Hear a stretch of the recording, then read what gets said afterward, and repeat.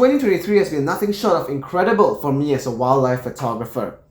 You know what I find interesting is that as the years go on, as I become more experienced in my wildlife photography journey, the number of pictures that I take every year actually increases, but the number of pictures that I consider to be worthy of putting up on social media actually decreases. And I think that has got something to do with my standards increasing as the years go by. So without further ado, let's take a look at 10 of my favorite images that I've taken in the year 2023. Now, because I do a mixture of photos and videos, I'm going to be showing a mixture of both. So, in no particular order, the first image I have here is of an Asian open bill in the rain. This was shot in Singapore in the Sungai Buloh Wetland Reserve, and I really like this image because firstly, this bird is a migratory bird. So it's not a very common bird to see here in Singapore as well, only coming during the migratory months between October to April. And I really like the mood of this shot. This was shot closer to sunset, the light was great, but there was also a slight drizzle. So I think that really adds to the mood and the atmosphere of the image itself. The next image I have is of a blue-eared kingfisher. This was shot in Sabah along the Kinabatangan River. Now, the blue-eared kingfisher has been one of my target species for a really long time, and you know, in Singapore, when we try to get this kingfisher, we could never really get close enough. So we were just on our boat riding along the river and we chanced upon this blue-eared kingfisher, and this individual actually allowed us to get pretty close to it without the need for cropping the image. So I quite like the fact that I was able to get within this kind of distance to the kingfisher. The next one is also really special to me. This is a rufous-backed kingfisher, and this was photographed in Sabah in the Rainforest Discovery Center.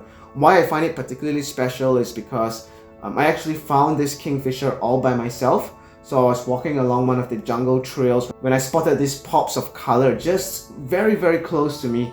And I think it was just incredible how I was able to just walk right up to it, and it was not scared and it did not fly away. So I was able to take my time, compose my shots, and get some great pictures of this really beautiful and really special bird. So besides going out in the day, I also do some night walks, and this is a western tarsier photographed in Sabah during one of the night walks.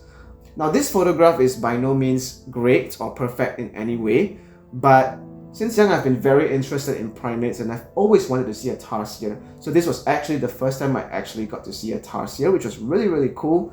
And we managed to get within pretty close distance to it as well. Normally these creatures would be hopping from tree to tree, from branch to branch, you know, so they would be quite difficult to catch.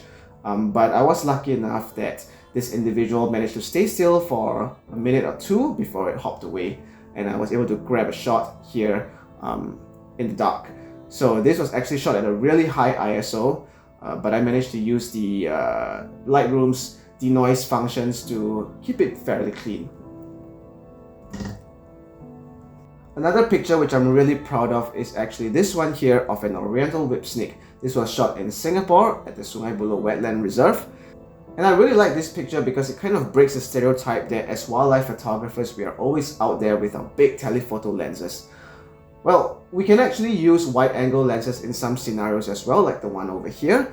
And the reason why I wanted to use a wide-angle lens was because firstly, I knew that this snake was non-venomous to humans. So even if it did try to strike me, which it did not, I would not be harmed by this snake.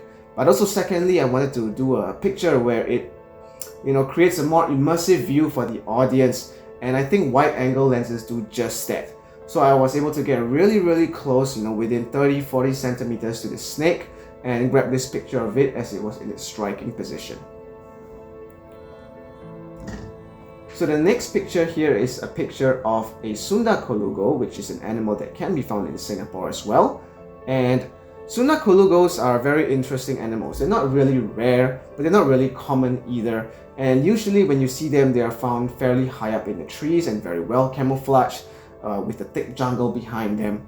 But fortunately for me in this instance, actually I was able to photograph it closer to eye level with a fairly clean background behind it. So even though it's not a rare animal to see, I just find that I really like the picture because of how clean the background looked. There are some instances where I would just take my camera and just go for a quick walk around my house, for 10-15 minutes to see if there's anything interesting in the neighborhood that I could photograph. So this was one of those instances where I was walking and I heard these sounds that didn't sound like any of the common birds that I would find in my neighborhood. And I actually saw these orange-cheeked waxbills just a minute or two away from my house. And that was really cool because, these are actually either released or escaped pets, so they're not native to Singapore. But it's still an interesting bird to see around your vicinity. So I quickly grabbed some photos of them while they were still hopping about the plants that were in my neighborhood. And I managed to frame one of the photographs such that the bird was on a perch with a background full of bougainvillea flowers. And I think that really added to the whole beauty of the image, the color harmony, the pinks of the flowers and the greens of the bushes, as well as the orange of the bird itself. Another picture that I really liked is this of a red jungle fowl. This is not a chicken, although it is the ancestor of what we commonly now know as the chicken. And this is actually a fairly common bird found in Singapore. You'll find them, big populations of them actually running about our parks and our nature reserves.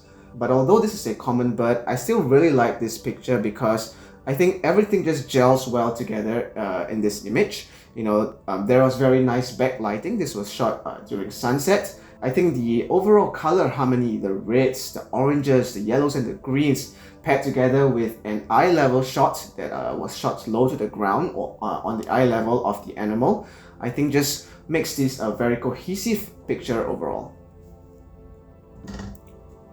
So this is a picture of a mating ritual between pin-tailed whydahs. Now pin-tailed whydahs are birds that are not found in Singapore. They are actually found in Africa, but I did shoot this in Singapore, and these birds are suspected to be either released or escaped pets, but because this was such a cool thing to watch, it actually garnered hundreds of people to actually come down and witness and photograph this spectacle. And I didn't want to lose out on this, so I went down as well to try and photograph this. And I got some really great pictures as they were, conducting this mating ritual during sunset. In fact, I actually filmed a video of them and posted it to Instagram, where it garnered almost 1 million views. So I thought that was something really cool. The very final one that I want to show you is of this. This is a white-bellied red snake, and I actually was aiming to film the video of it as it was, you would call it dancing, but actually it was displaying a threatening or aggressive behavior. So this was really cool because it was a private experience for me. I was just walking about the park and then I noticed this huge snake coming towards me, right? So I quickly squatted down and tried to get some pictures of it, but then it stood up, just almost like mimicking a cobra, and it started doing this wavy dance thing in an attempt to maybe scare me off or something like that. And it was fairly aggressive, it kept coming forward towards me and I had to keep backing off. But I think I managed to get some really cool videos and photos of this animal. And no one else was around at that time. It was dark and it was cloudy. It was almost like it was going to rain. So it was really just an experience that I had all to myself, and I really enjoyed this particular experience of seeing this snake do its dance. So yeah, these are my top 10 images or videos from 2023, and I'm hoping that I'll be able to take more interesting ones and nicer ones in the coming year of 2024.